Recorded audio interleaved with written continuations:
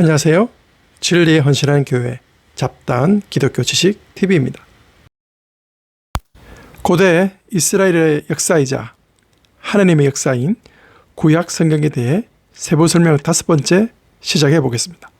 구약 성경 세부 설명 5번째는 바벨론 포로 시대와 페르시아 귀환 시대를 다루게 됩니다. 에스겔 선지자는 남유다가 바벨론 포로로 끌려온 지 5년째 되는 해에 하나님의 부르심을 받습니다. 하나님은 에스겔에게 왜 이스라엘 민족이 포로로 끌려왔는지 설명하고 위로하며 격려하라고 말씀하십니다. 유다 민족이 포로로 끌려온 이유는 바로 그들의 죄악 때문입니다. 이스라엘 민족이 벌을 받는 것은 그들의 조상 때문이 아니라 현재 그들의 죄악 때문임을 강조합니다. 또한 하나님은 이스라엘 주변의 이방 땅에 대해서도 심판 선언을 하십니다. 암몬과 모압, 에돔과 블레셋, 그리고 두로까지 하나님의 심판에서 벗어날 수 없음을 말씀하십니다. 또한 강대국 애굽에 대해서도 무려 넉 장에 걸쳐서 하나님 심판이 예언되고 있습니다. 마지막으로 하나님은 에스겔에게 마른 뼈 환상을 보여주시면서 이스라엘 민족의 회복을 보여주십니다.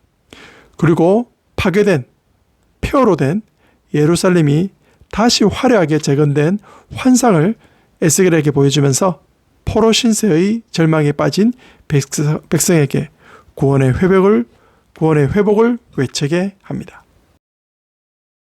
바벨론 1차 포로로 끌려간 다니엘은 하나님 앞에 뜻을 정하여 이방 왕이 주는 음식과 포도주를 먹지 않았습니다. 이로 인해 하나님이 부어주시는 놀라운 지혜로 바벨론의 높은 관직을 유지하며 지혜롭고 성실하게 관직을 수행하였습니다. 또한 네 짐승 환상을 통해 바벨론 제국 이후 페르시아 제국이 다스리며 그 다음은 헬라 제국, 그 다음은 로마 제국이 이 시대를 다스릴 것을 보게 됩니다. 이후 바벨론이 페르시아 제국에 의해 멸망을 당하지만 페르시아 제국의 다리오가 왕이 되어 전국을 3명의 총리를 세워 다스리겠는데 그 중에 한 명이 바로 다니엘이었습니다. 그만큼 다니엘의 실력과 충성심이 뛰어났습니다. 그러자 다니엘의 대적자들이 시기하여 다니엘을 사자굴에 던져버리지만 하나님의 지켜주심으로 말미암아 무사하게 됩니다. 과거 예레미야가 쓴 편지를 읽은 다니엘은 회개와 간구로 하나님의 때를 기다리라며 기도하는 사람이었습니다. 다니엘 말년에 1차 귀환이 이루어졌지만 예루살렘 소식은 암담하기만 합니다. 이에 크게 낙담한 다니엘에게 하나님은 말씀하십니다. 하나님의 때가 될 때까지 기다리라. 하나님께서는 당신의 백성을 구원하고 회복할 때가 곧 이르리니 환난과 고통 속에서도 인내하라는 희망의 메시지를 전하고 계십니다. 바벨론 제국 때 포로로 잡혀온 유다 민족은 예레미야의 예언대로 포로 생활 70년 후 페르시아 제국 고레스 왕의 칙령으로 포로로 잡혀온 사람들이 본국으로 돌아가게 됩니다. 1차로 귀환한 사람들의 지도자는 총독 스룹바벨과 대제사장 여호수아였습니다. 그들은 예루살렘에 도착하여 먼저 종교적 절기를 회복합니다. 그리고 도착한 지 2년 후 성전 재건을 시도합니다. 하지만 주변 이방 나라의 방해로 성전 재건을 중단하는 사태가 발생합니다. 이때 등장한 하나님의 사람이 바로 선지자 학개와 스가랴입니다. 성전 건축이 기초만 놓인 상태로 16년째 멈춰 있었습니다. 유다 백성들은 한숨과 불평만 내뱉고 있었을 때 학개 선지자는 주변 상황만 탓하고 성전 건축에 미온적인 백성들의 잘못을 지적합니다. 또한 예루살렘 성전이 지금은 황폐하지만 이후 하나님의 영광으로 가득 차리라고 선포합니다. 하나님께서는 말씀하십니다. 내가 너희와 함께 하리라. 스가랴 선지자도 하나님 말씀을 듣고 선포하기 시작합니다. 비록 성전 건축이 외부의 방해로 잠시 지연되고 있었지만 하나님이 유다 백성이 다시 시작할 수 있도록 위로와 격려를 주신다는 겁니다. 특히 하나님께서는 스룹바벨과 여호수아에게 능력을 더 입혀 주시겠다고 격려하십니다. 이로 인해 16년 동안 중단된 성전 재건의 역사가 다시 시작됩니다. 학개와 스가랴 선지자의 선포로 다시 성전 건축을 시작할 때에 고레스 왕의 문서를 발견한 다리오 왕이 성전 건축을 신속히 재개하라고 명령을 내립니다. 방해자들도 왕의 명령에 급히 달려와 도와주게 됩니다. 그리고 드디어 성전 재건의 기쁨을 만끽할 수 있었습니다. 잠시 장면이 바뀌고 페르시아 왕 아하수에로가 왕위에 올라 다스린 지 3년째 되던 해 새로운 왕후로 유대인 에스더가 선택받게 됩니다. 이때 최고 실세인 하만 장군이 페르시아 제국 내 유대인들을 말살할 정책을 펴니다. 이때 유대 민족을 살린 인물이 바로 왕후 에스더였습니다. 왕이 부르지 않으면 절대로 나갈 수 없는 자리에 죽으면 죽으리라 라는 각오로 왕 앞에 나갑니다. 그리고 하만 장군의 음모를 폭로하죠. 이로 인해 하만 장군은 사형에 처해지고 에스더 왕후와 모든 유대인들은 살 수 있게 됩니다. 이를 기념하는 절기가 바로 유대인의 불임절입니다. 1차 귀환이 있은 지 약 80년 후 아닥사스다 1세 때 이스라엘 2차 귀환이 이루어지고 이때 학사 겸 제사장인 에스라가 있었습니다. 그는 이스라엘 역사에 정통하며 율법 연구에 익숙한 사람이었습니다. 또한 그는 페르시아 제국 고위직에 있었던 사람이었습니다.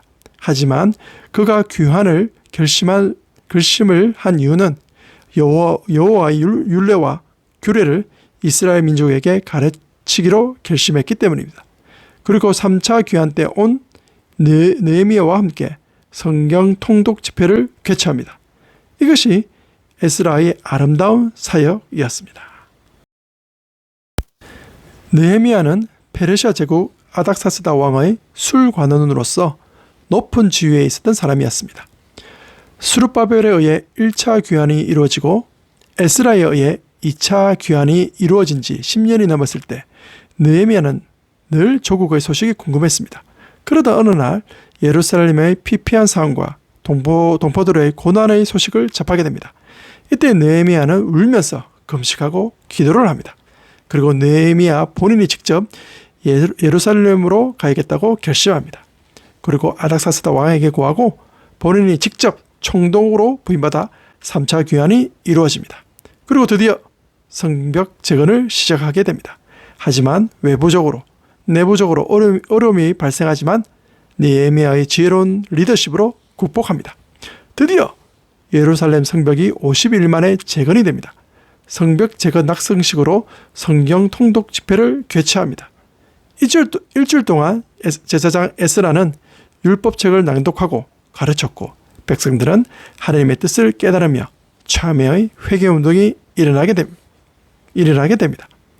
성벽 재건으로 끝난 것이 아니라 신앙개혁의 회개 부흥운동이 일어난 것입니다. 느헤미야가 총독 생활을 마치고 페르시아로 돌아간 후 유대인들은 또다시 죄악 속으로 빠지게 됩니다. 하나님의 마음을 아프게 하고 늘 교만하여 범죄하는 이스라엘을 향해 하나님은 말씀하십니다. 내가 너희를 너무나 사랑하였노라고. 하지만 그들은 대답합니다. 주께서 어떻게 우리를 사랑하였나이까? 정말로 슬픈 대화가 아닐 수 없습니다.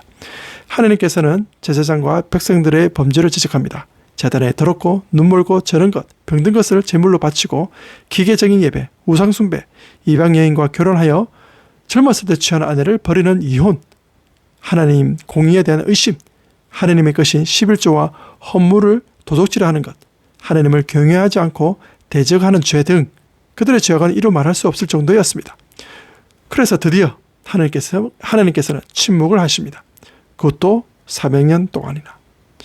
1600년 전 하나님의 사랑으로 한 사람 아브라함을 택하시고 그를 통해 큰 민족을 이루었지만 그들의 주된 사명인 제사장 나라가 되어 주변 나라에 하나님의 사랑을 전해야 했건만 그들은 스스로 타락하여 하나님의 사랑에서 벗어나 제 갈 길로 가게 됩니다. 이에 하나님은 더 큰 사랑을 준비하고자 침묵의 시간을 갖게 됩니다. 자, 이래하여 구약 성경이 끝을 맺습니다. 참으로 씁쓸한 마침입니다. 자, 지금부터 구약 성경에 대해 연도별로 간단히 말씀드리면서 마치고자 합니다. 창세기 1장부터 11장까지를 원역사라 합니다. 하나님의 천지창조, 인간의 타락, 하나님의 홍수 심판, 구원받은 노아, 교만한 모습의 바벨탑 사건이 나옵니다. BC 2000년경 하나님께서는 아브라함을 부르시고 그를 통해 큰 민족을 이루시겠다고 약속합니다. 이후 이삭, 야곱이 출생하면서 족장시대가 시작됩니다. 요셉이 애굽의 노예로 팔려가지만 그곳에서 애굽의 총리가 되면서 야곱인 이스라엘 민족이 이주하여 살게 됩니다.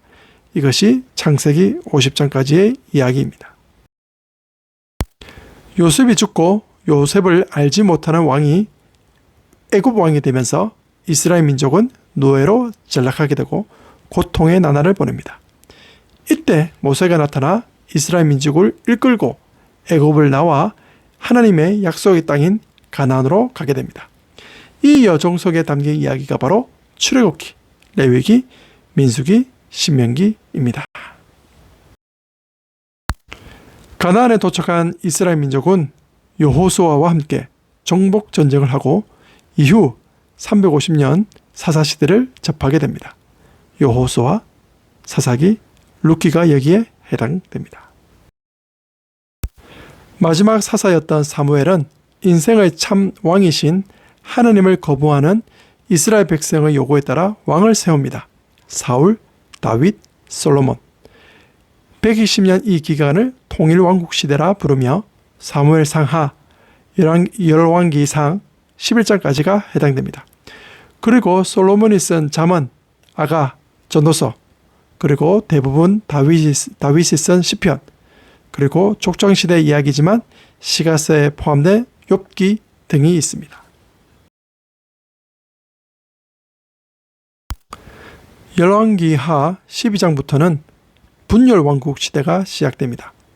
북이스라엘 중 가장 폐악한 시대인 오므리 왕조 아합 왕 때 엘리야 선지자가 사역하였습니다.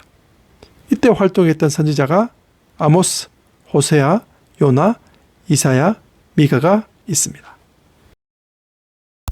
BC 722년 북이스라엘은 아수르 제국에 의해 멸망을 당하고 남유다도 하나님을 떠나면서 점점 쇠퇴해 갔습니다.